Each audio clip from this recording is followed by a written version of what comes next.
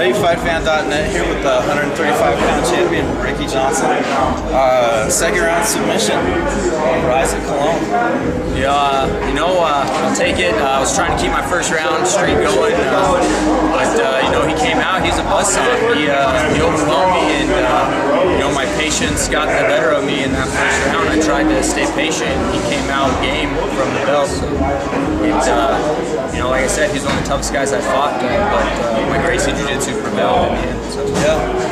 I thought it was interesting what Cisneros said after the fight, that you're in a multi-fight contract unless the UFC calls you. Is that something you're expecting? I'm on a short call list right now with a few organizations. So, my manager said on the outcome of this fight to be expecting some big bumps, especially with the stoppage. Like I said, I was hoping to keep that first round stoppage going, but a second round win, he still didn't make the decision. So it looks good on paper, and hopefully some of those big guys come along. Right. And we were saying before the fight that Isaac Cologne seemed like one of the toughest 135ers you can fight. We know you look for the hardest fights you can find. Is there anyone else around that's going to be that good?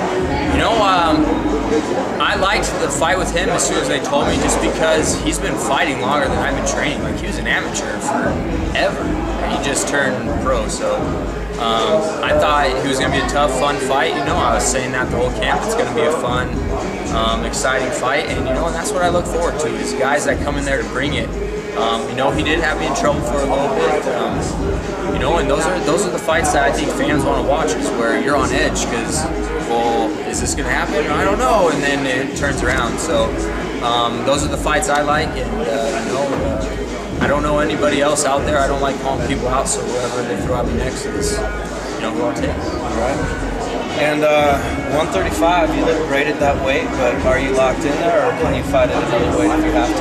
I could go back up to 45s. I don't mind not cutting an extra 10 pounds, but 135 is a good weight for me. I feel really competitive at it, and the weight cut isn't that bad. Especially staying in the fight camp and staying with my diet. I only walk around about 149. So, and that's with a cheat day every week or so. So, the cut isn't that bad. It's not the funnest, but 135 is my home for a while. And that said, and without calling anybody out, would you like to pay any compliments to anybody at 145 who you think is tough?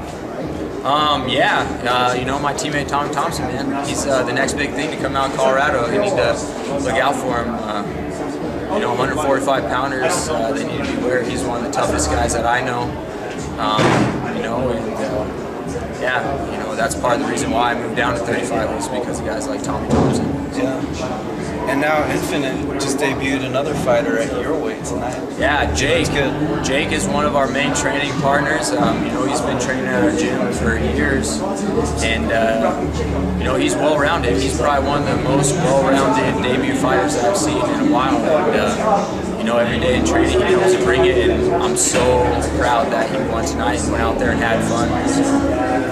This is our first interview with you, I think, ever, where it hasn't been a clean sweep for Team Infinite. Nick got hurt tonight and lost, but when are we going to be able to see him fight again? There are a lot of things in the waters for Nick right now, so I can't really say.